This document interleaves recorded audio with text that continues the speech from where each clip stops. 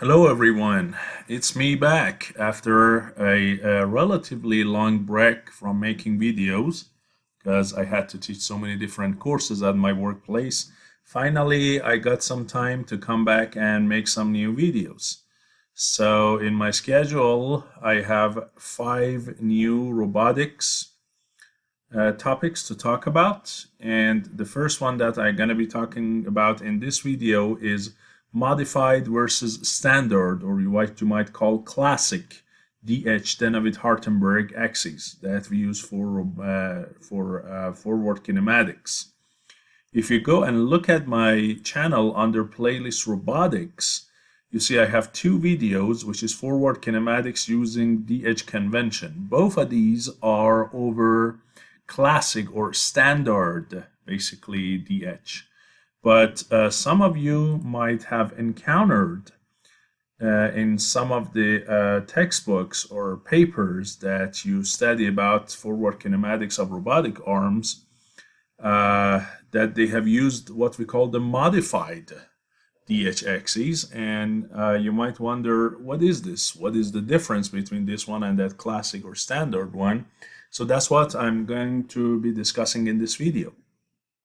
So both of the DH methods, whether standard or modified, they observe both of the DH axioms, which is each x of each frame is perpendicular to the z of the previous frame, and it also intersects it. Okay, so both of these methods need to follow these 2 axioms. Otherwise, the number of parameters that you need to describe both rotation and translation of one frame with respect to the previous frame are going to be 6 parameters, 3 for translation and 3 for rotation. But since you have 2 constraints or 2 axioms, 2 conditions, then all you need instead of 6 parameters is to use 4 parameters, right? And if you go back and look at the video I made on my channel, you see these 4 parameters are what we call A, alpha, D, and theta, right? We call them the joint angle, the joint or the joint offset, basically, or the length of offset length, the length of the link, and the angle, the twist angle alpha, right? So we only need 4 parameters, and that's one of the good things, the important things about DH is it tries to use a minimal set of parameters to describe going from one frame to the next, 4 instead of 6. By applying these 2 axioms. So we're still going to have these axioms in the modified frame, in the modified convention. But the modified convention is different from the standard in what? In 2 major ways. One, this one is actually the advantage, I would say, of the modified convention over the standard. This first difference is, in the standard, if you remember, the axis of actuation of joint I plus 1 was called Zi. So frame I and Zi, basically Zi is the actuation axis for joint I plus 1. What does it mean if we go back and look at the examples that we had, like this 2DOF planar arm or maybe SCARA that I'm gonna work with you? If you remember in this scenario here, when we wanted to set up the axes, right, this first one at this point O, this is joint number 1, and if you remember, we named the joints from 1 to n, but the links from 0 to n, and link 0 is the base frame, is the ground, is the stationary one. So this is joint 1, but the axis that I put on this joint 1, if you recall, I would call it Z number 0, although this is joint 1. And this is joint 2 here, but I would call the actuation axis for that Z what? 1. Okay, so this is how we did the standard or classic, but in the modified, it's not the case. Here, if joint is I, then the actuation axis for that is also what? Is also Zi, not Zi minus 1. Okay, so basically, If this is joint number 1 here, then the actuation axis for this is also going to be called Z1. And this is joint 2, so the actuation axis here is going to be called Z number 2. So that's one of the major differences between these two methods, and that's kind of the advantage of, hey, if this is joint 1, I would rather the axis of it also be called Z1, not Z0. So it is a little bit more meaningful in that sense. But that's not the only thing. The other thing is the order that we use for translation and rotation with these 4 parameters, A, D, alpha, and theta, to go from one frame to the next. If you remember, the order that we had in the classic DH was what? The A of I with respect to I minus 1, it was starting with a rotation about the z-axis, so it was a rotation of z, and the angle was theta I, multiplied by the rotation matrix, or translation actually, translation about which z? The previous z. So if I want to call that z, give it an index, let's do that. It's more appropriate to use an index for the z. So this is zi minus 1, and the angle was also theta I minus 1. Then align that same z, I would translate for what? For the distance di minus 1. So a rotation z followed by a translation z, then followed by a translation about the new axis x, and the distance was ai minus 1. And finally followed by a rotation about the new x-axis and the twist angle. So this is the order, right, that we had in the classic DH or standard DH. Rotation z, translation x, rotation x. While here in the modified method, the order is a little bit different. What is the order? Here it is rotation x of alpha followed by translation x of A, followed by a rotation z of theta, followed by a translation of z and b. So first of all, you see the x's come first, then the z's, and then the order is rotation, translation, rotation, translation. So the order is also reserved, right? Rotation, translation. The next set is also rotation, translation. Well, here is rotation, translation, but here is what? Translation, rotation. So the order is reversed also as you go from z to x. So that might also be a little bit what? Easier to follow. That is rotation, translation, not the other way around. It's not a big advantage, but overall you can see that this modified is really meant to make it easier to keep in mind and easier to follow, okay? But other than that, that's it really. That's all there is in terms of the difference between what? The classic and the modified DH. And here I have added these I minus 1s and i's for x and z axis as well, so you know exactly which axis is it. It's always the first two are the axes of the previous frame, and the next two are always the axes of the new frame, okay? But which order in the modified, as I said, translation, rotation, followed by another rotation, translation. And the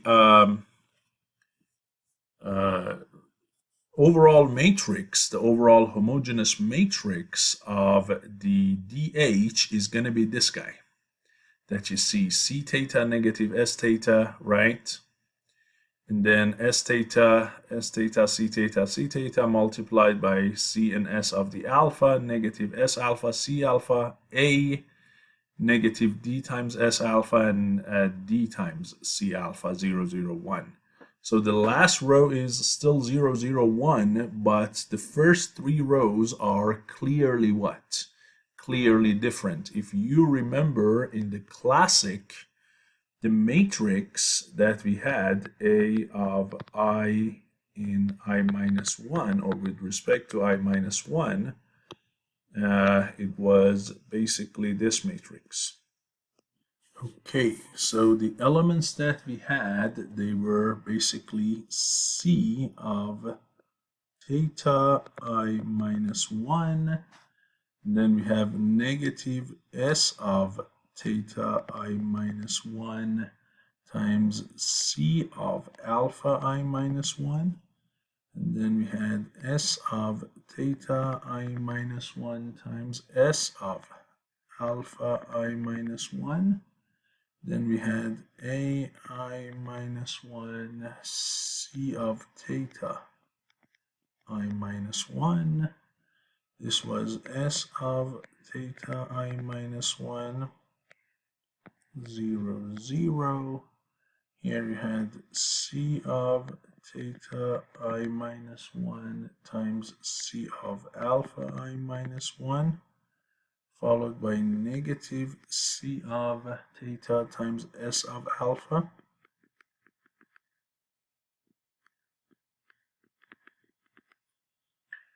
This was A of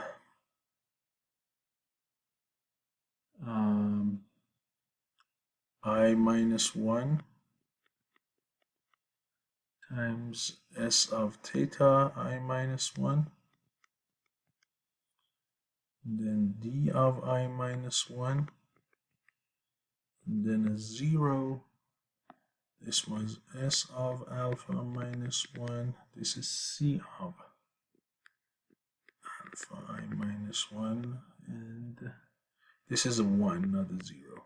This is a 1.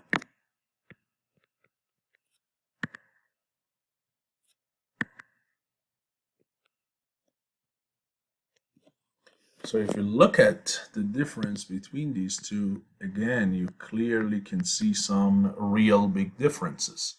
I would say except for the last row and maybe the element 1, 1, most of it is different, right? Like here you see the D is repeated in two places, while here the A is repeated in the basically X and Y of frame I in I minus 1. You have A here in Y and Z. You have D. And the reason that D here shows in two places, here A shows in two places, is because the order is reversed. Right here, D comes basically, if you look at it, last. So it is already affected by alpha and everything. Here, A is the one that comes second to last. Okay, so because that order is different, the transformation, homogeneous transformation matrix is quite a bit different. And again, here I can put them for you side by side if you want to see everything in one place. I can put it all for you side by side so you can see the difference, right? So these two are for classic, and then this guy here on the left is for modified, or you can combine those two into one big equation like this. Okay, so this is the main difference between these two conventions. Now, going and focusing on the modified frame, because we already covered the standard, so we're going to solve a couple of examples on the modified frame really here. So the definitions of alpha, A, D, and theta are provided to you here. So alpha is still the angle between Zi minus 1 and Z, right? It was the same. Alpha was the angle between the Z's, still the angle between the Z's. But in the standard one, it was about the axis xi. Here is xi minus 1 because it comes first. And a is also the distance between zi minus 1 and z along x, but this x is now the previous x. On the other hand, the two things that were about the old z in the classic, now they are about the new z. What are they? They are what? The angle between I minus 1 and x, which we call theta I, and the offset between xi minus 1 and x along zi, which we called di. Okay, so basically you see it's just a change of order that is happening here. So now we want, with basically accompanying examples, we want to talk about what? Setting up the frames with two examples of the modified frame. And at the same time, I also, just to refresh your mind, show the axis for what? For the classic one as well, for the same robot. So again, side by side, you can see the difference. So here on the left, I'm going to do basically the standard DH,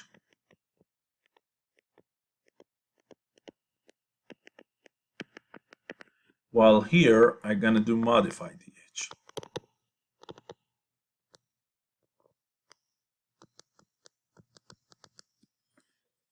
Okay, so let's see what we have. So in the standard, it was clear the actuation axis for joint I is zi minus 1, so z0 and z1 clearly defined.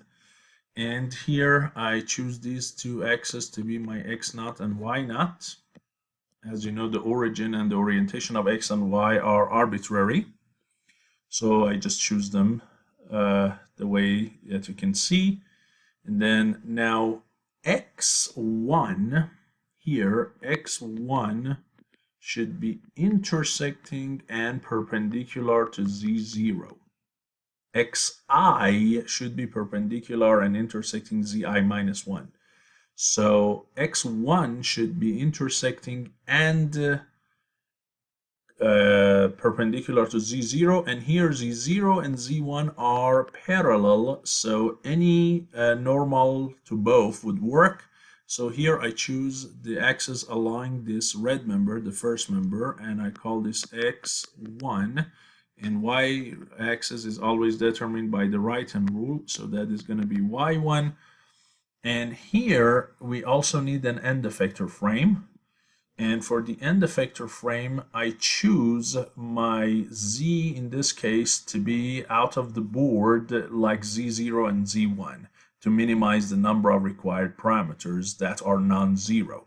So by the way, this z0 and z1 are out of the board. Maybe here I use a separate color to indicate them for you, that these two frames, these whatever I here use a purple color for. Whatever I use a purple color, that frame is out of the board, okay? Or I can show the sign of out of the board, which is like this, right? I can do that one as well. So here, this is going to be my Z number 2. Again, I choose it to be the same as Z1 to minimize the number of non-zero parameters. And now x2 should also be perpendicular to z1. Again, z1 and z2 are parallel. Any common normal would work. And so I choose my x2 to be along the green member like this.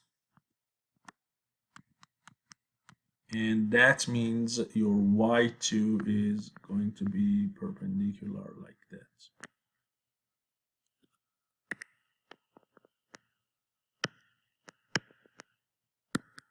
Okay, so that is y2, and so this is z number 2.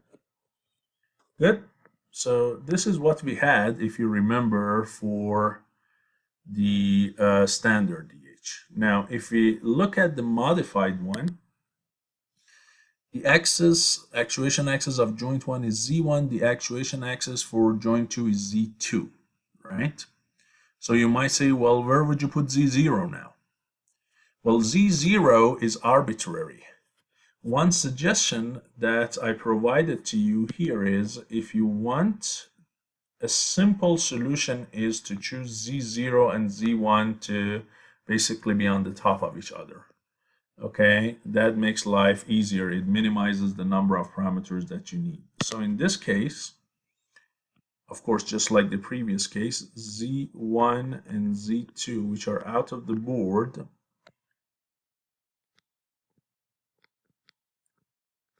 I say I choose my Z0 to be the same as Z1 to make it as simple as possible. Good. Then what? Well, you can choose also x0 and y0 and the origin of this frame arbitrarily. So I try to make it as simple as possible and as similar as possible to the standard. So I choose this one to be x0 and this one to be y0 and origin to be adjoint 1. Right? Now, what? The next step is this. Now you want x of frame 1. You need what? X of frame 1 and origin of frame 1. And this is where this lines 3 and 4 would come to help you. And they say, find the common normal between zi and zi plus 1 that is going to have the common normal that is going to, first of all, along this common normal is going to be your x of I, and your origin of frame I is also located where this common normal will intersect or meet zi. So now if we want to apply it for this robot, if we use I equal 1, right? We use I equal 1 and apply this parts 3 and 4, it says you look at Z1 and Z2, right? They have a common normal. In this case, they are basically parallel, so they have infinitely many normals. You can choose one of them, and I would choose basically the one that is on the x0, y0 plane along the red member. That is going to be perpendicular to both. And that is going to be the direction for your xi, and wherever that xi will intersect the axis z1, that x1 is going to be, of course, origin 1. So this is clearly that common normal that I want, this common normal here, right? That I would call x1, and of course, it is going to cut z1 at joint number 1. And so my y-axis is now also determined in the right, based on the right-hand system. So that's x1 and y1. And clearly you see x1 is similar to the previous case, with the difference that the origin of frame 1 is now at joint 1. In the previous case, it was at joint 2. And that's what makes this modified DH to make more sense, because each origin and each frame is located at the corresponding joint, not one joint ahead of it. So now that's frame 1. It's set up. Now we go to I of 2 and repeat the same process. Now when we want to go to I of 2, we have to look at Z2 and Z3. There is no Z3 here, okay? There is no Z3, so we can determine what? X3 and origin, X2 and origin 2, right? So we really need a Z3 if we want to apply that rule, or we can just go with an arbitrary direction like the previous case and make X2 align the green member. But even if we do so and say, well, let's say x2 is along this member, y2 is perpendicular, if we do that, then when we set up the DH table, this parameter a2 will never be taken into consideration, because you are going to get something like this.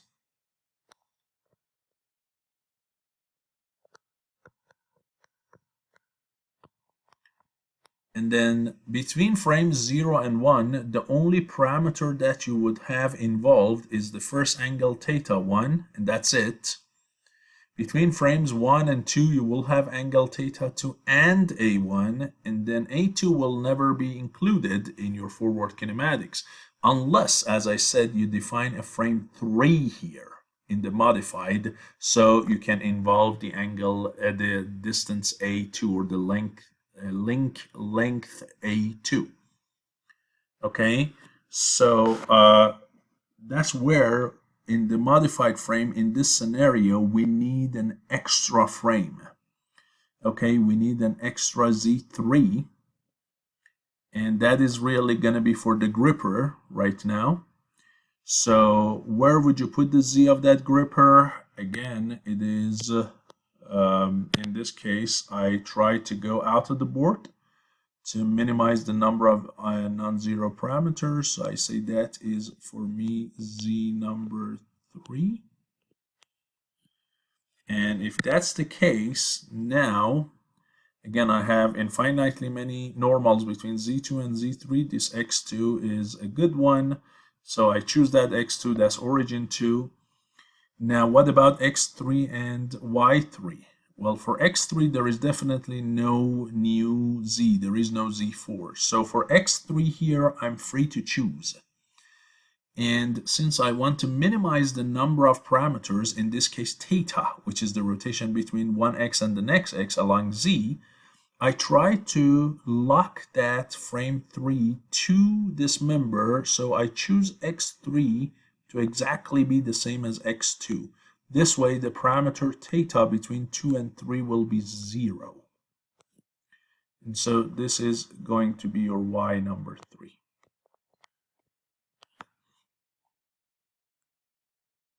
Okay, so now if I want to show you the DH table, right? Let's see how we can fill it. So this is the DHX table for the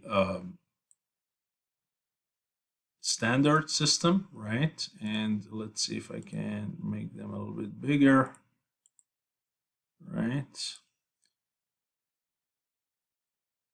There we go. So here what we have is 1 and 2, and the angle, because you know this angle is going to be theta 1 and this angle here is theta 2. So you will have theta 1 and theta 2, and these are the variables, right, with respect to time. And then these are the displacements along the old Z. Since these are out of the plane, nothing moves out of the plane as you go from one joint to the next or one frame to the next. These are both 0. A's are A1 and A2, and in this case again all Z's are aligned, so there is no twist. Okay, so that is your DH table, and if you calculate your final T matrix, T of 2 with respect to 0, which is A of basically 1 with respect to 0 times A of 2 with respect to 1, the total transformation matrix, as you know, this is going to be C12 negative S12 S12 C12, and then you have 0 0 0 0 1. So this is a rotation Z matrix with angle 1 plus 2. The last row is always 0 0 1, and here you will have basically A1 C1 plus A2 C12 A1 S1 plus A2 S12 and 0. And you know C12 and S12 is the sine, cosine, and sine of angle 1 plus 2, theta 1 plus theta 2. Right? So this is what we have, and clearly This part is the rotation matrix, which is the rotation of z angle theta 1 plus theta 2. Correct. Let me see if I can write it bigger. And these are the x, y, and z of the end effector in base. This is r of end effector in base, or r of 2 if you want. You might call it r of 2 in 0. Right? This is the rotation of 2 in 0. So we have done this. Now, if we want to do the DH table and the overall transformation matrix for the modified, first of all, we have in this case three frames plus frame 0, so you will have 3 rows instead of 2 in your DH table. So as I said, we have 3 rows here because we have overall 4 frames. I goes 1, 2, and 3 here, and the order is alpha A theta D, rotation X, translation X, rotation Z, translation Z. Okay, so that's some difference here. Now, when we go here from frame 0 to 1, the origins are on the top of each other, so there is no offset. So both A and D are 0. Since we took the Z's to align well, there is no X rotation needed. So alpha is also 0. So the only real angle that you have is this angle here. That is going from x0 to x1, and that is your angle theta 1. So this is going to be theta 1, which is your joint variable. And then when you go from 1 to 2 now, clearly the x's have a rotation angle that is needed, right? So clearly if you extend this line right like that, then you have this angle, which is theta number 2 that you need. So that goes here, and then that's also the variable. If you can see, no motion along any z is needed. Origin 1 and 2 are on the same plane. No out of plane motion is needed, so no d is needed. And then along the old x, which is x1, you need the translation of a1, so this is going to be a1. Is there a twist needed? No, z1 and z2 are well aligned, so that is 0.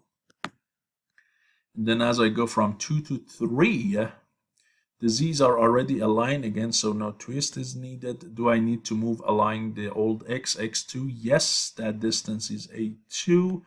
Do I need any rotation between them? No. If you remember, x2 and x3 are solidly attached to this member in green, and the end effector is solid attached to the green member, so this angle is 0, and of course no out of plane motion is needed, so d is 0. Okay, and in this case, if you want the matrix, this is going to be T of 3 in 1, and this is going to be A of 1 in 0 times A of 2 in 1 times A of 3 in 2. And if you do that, the interesting part is the solution will be what? What's your guess? Do you think, because we talked about it, that the transformation matrix looks quite a bit different, right? Because the order is different. But if I go ahead and multiply everything together, right? What would you think? Well, remember that if you look at the end frame, x3, y3, z3, that's the same as x2, y2, z2 of the classic. They are the same thing. And if you look at the frame zeros of them, that's also the same, right? So the frame 0 and 3, the beginning and the end frame, in both cases are the same. In this case, we call them 3 and 0. In this case, on the left, we call them 2 and 0, but they are the same thing. So whatever happens in between should have no effect whatsoever on this final result. So yes, if you do it, you will get C12 negative S12, S12, C12, 0, 0, 1, 0, 0, 0, 0, 0, 1, then A1 C1 plus A2 C12, A1 S1 plus A2 S12, and 0. There is no difference. Remember, you are describing the end frame with respect to beginning, and as long as these two are the same and the parameters are the same, theta 1 and 2, the definitions are the same, A1 and A2, the definitions are the same, you should see no difference. Although the setup of axes and the number of them is different, the table looks different, the intermediate A matrix is different, the final result is not going to be in this case because everything is the same. Okay, so that's example what number 1 that we talked about, the 2DOF planar arm. The next example that I want to talk about with you is the Skera robot, right, that you know. And this time we only work with 3 degrees of freedom of that, and we neglect the final spin. So the real rotations that you have are only theta 1 here, and you have theta 2 here, and then you have this distance here that you might call D3 or Q3 or whatever you might want to call it, which is downward positive. I call it D number 3. Right, so we use only the 3 degrees of freedom of Skera, and we neglect the final spin of here that you can have. Okay, let's go ahead and set up the DH axis for each link. So as you know, this is your joint number 1, so your Z0 should be along this basically axis. This is joint number 2. So that's where you have to basically put your Z number 1, and this is joint 3. So that's where your Z number 2 goes, right? And finally, you have an end effector. And here, let me put Z2 downward as we just did for Q3. And you have an end effector, of course. The end effector, if you watched one of my videos when I talked about the DH axis, I guess it's the first one, I talked about the NSA or ANS approach. It's a combination of these 3 letters. So approach is the direction that the gripper, if it's a gripper, is going to reach the object. S is the slide, the direction that the gripper is going to open and close, and N is normal to those. And we typically go and assign Z to A, Y to S, and X to N. Okay, but for here, since this is the direction of approach, so I'm going to put Z3 here, and so my Z's are assigned. And now it is time to talk about the x-axis and the y-axis. So first frame is frame 0. It's completely arbitrary. You can leave it wherever you want, the origin of it also. So what I will do is, since I know I would assign my x1 along the member 1, so I'll choose my x0 to be similar to x1 when, except for the amount of rotation it has, right? So if this is like the center line and this is like the original x0, then this is like the angle theta 1. So I make my x0 to be like this, and this is to be y0.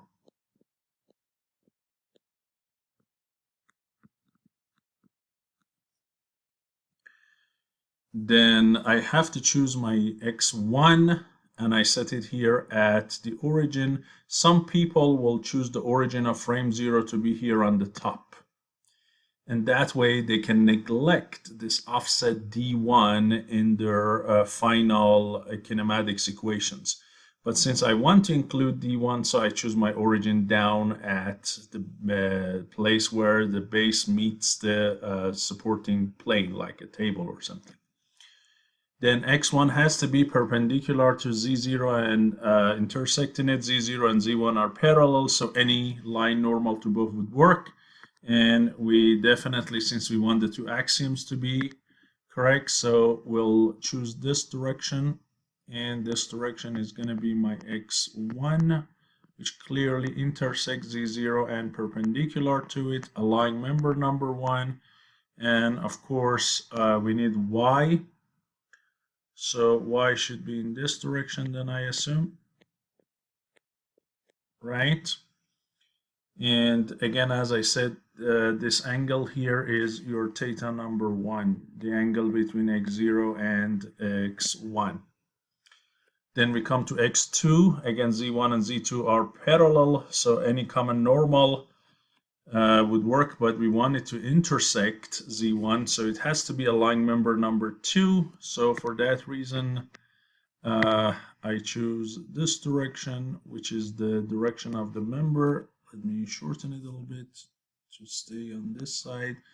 This is going to be my x number 2. And as we had downward direction, that was my z number 2. Right? Or if we want the downward direction to be negative, then we have to choose my z-axis to be upward. Okay, so the only thing it does, this upward or downward direction of z2 makes your third parameter positive or negative. And here your x has to be, your y, sorry, has to be in this direction. And now, since this joint is only going up and down, is prismatic, I'll try to align my x with x. So x3, and clearly y3 is in this direction, which is of course the direction of opening and closing the gripper, the slide direction. So you see the slide is y, the approach direction is z, and the normal to them is x. So NSA approach definitely works for the end effector here. So that is my DH system here. And if we want to fill it, again, we have 3 rows because we have 4 axes. And the order here, we just need to make sure the order is the order of the standard. So it's theta dA alpha, not the other way around. So here I fixed it, and now as you know, the first angle is theta number 1, which is your joint variable. D is the distance you have to travel along the old z, which is d1, and it's a constant parameter. And then when you go from origin of 0 to origin of 1, do you also need to travel along x1? Yes, that's the distance a1. And the z's of 0 and 1 are aligned already, so there is no twist needed. And then you go to the second one, then the angle between x1 and x2. Here you clearly see that if you draw this x2, this angle theta 2 is negative or clockwise, right? But that's what it is in this configuration. So theta 2 is your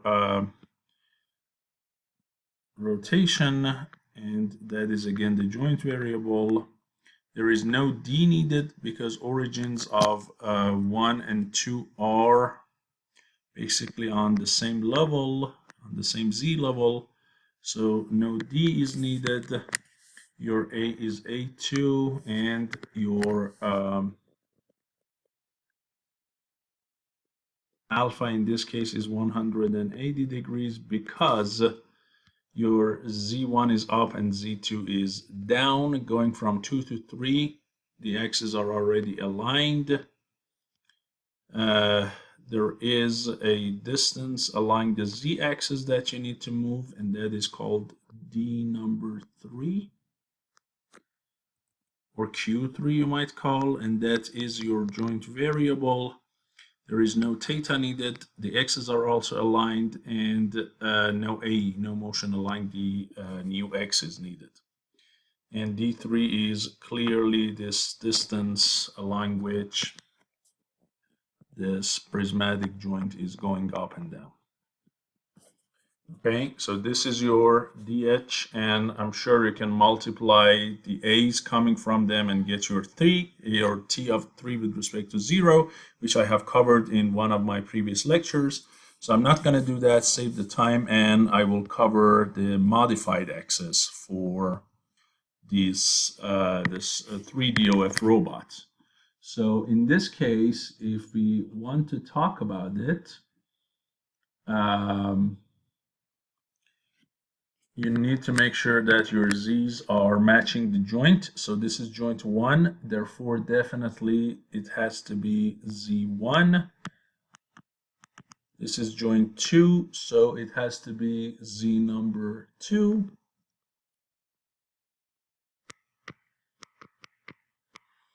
And this is joint 3, so it has to be Z3. Again, you can make it up or down. In this case, I'll choose to go down like the previous case, right?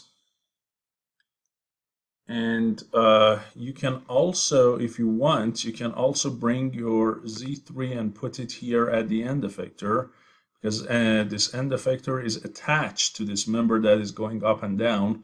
So there is really no need for me to add a fourth axis and call it Z4. If I want, I can really bring this Z3 and put it down here, right? To show that I need to go down that distance of D3. So that's basically the location of the origin of it that matters, and we're going to cover next, but I'll put it down here. Okay, and now what about Z0? Again, it's completely up to you. You can choose, as I said, Z0 to be the same as Z1. So I'll choose this upward direction to be Z0, but I'm not going to put the origin of frame 0 at origin of 1, because I want origin of 1 to, as you'll see, I want it here. So instead, I'll put the origin of 0 down here. And again, the only reason for it, I want to include this parameter D1 in my forward kinematics.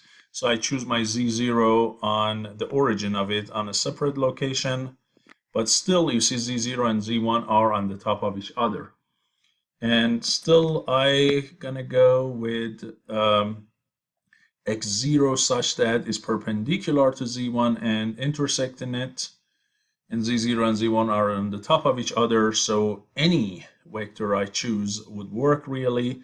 I choose the same X that I did for the standard, and this is Y0. Now when I go to frame 1, the new X should be along the common perpendicular to Z1 and Z2 since they are parallel, and you need your X1 to be cutting and perpendicular to Z number 2, right? So you choose it along the member, so you choose it this way.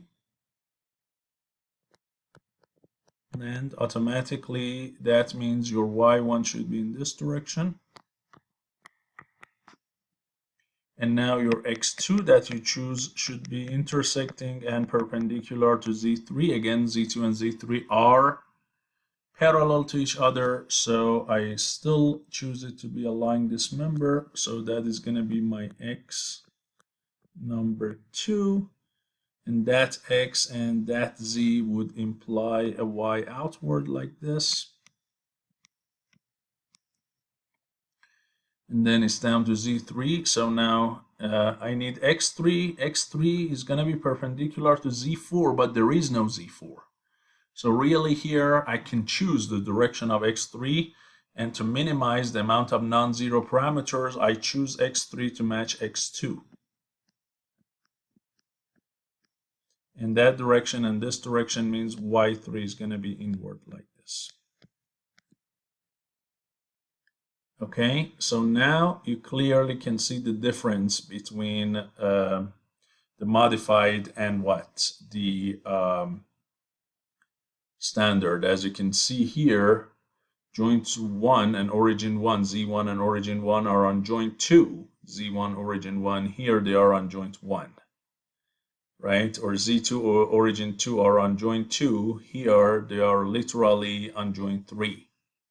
Right? So this kind of shows a better distribution of the location of the axes instead of this one. But again, it's not like something very, very fundamental, but just want you to know how they are going to be set up.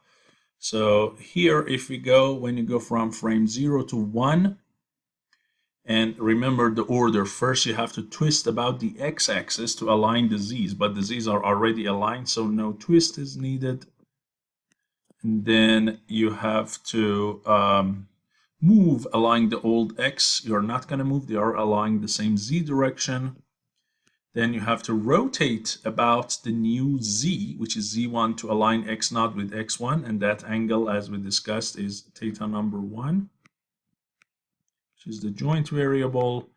And do you need to move along this z1 direction to go from origin 0 to origin 1? Yes, that distance is called d1. So this is the first row, which is the exact same thing as that one except for a1. The way that origin 0 and 1 are set up, there is a1 here. That a1 is not included here. It will be included in the next row.